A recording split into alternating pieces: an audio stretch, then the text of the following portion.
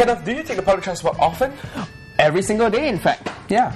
Well, I take public transport quite often as well, but after some of these stories we've seen on Stomp, I'm getting a little wary, you know. Our first story involves a grandmother and her grandchild. We promise you that this is something you do not see on a daily basis. Look at that. Sent in by Stomper Jacob. It seems like what this boy was doing was he needed to pee.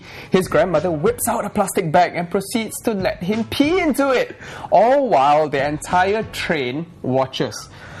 Alright, that is quite gross. If I was on the train, I would have definitely said something. Yeah, definitely.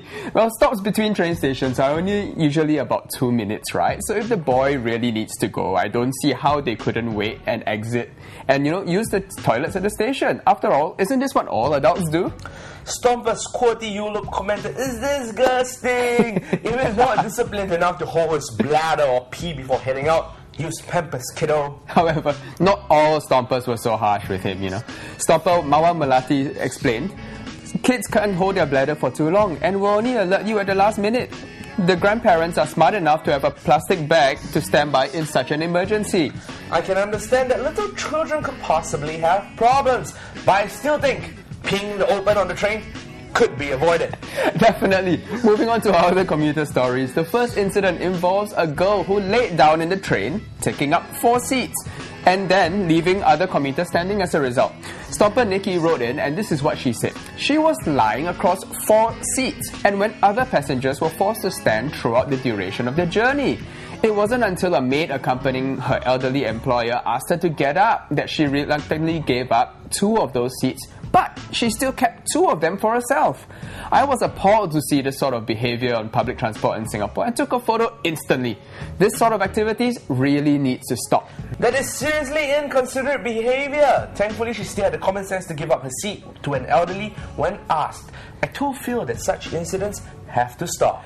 Stompers have chimed in with 121 comments thus far. Most were upset about the incident. However, one Stomper managed to see the funny side of it.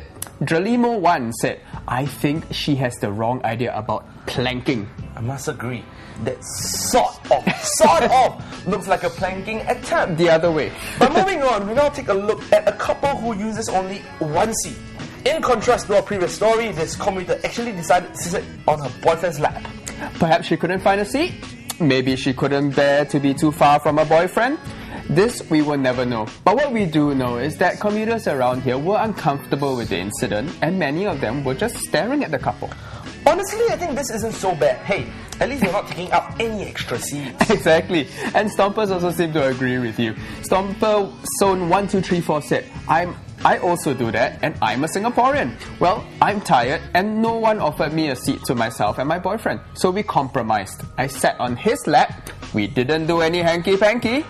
We'll just be doing our own thing and sort of minding our own business. Yep. Stomper9293 added, I think it's fine because there's only 1 seat but there's 2 people and you can't expect the girl to be standing while the guy sits. Not the girl sits while the guy is standing, right? Yeah, exactly right. Well, that's all we have for public transport. In our next clip, we look at how service staff instead of customers are the new bosses.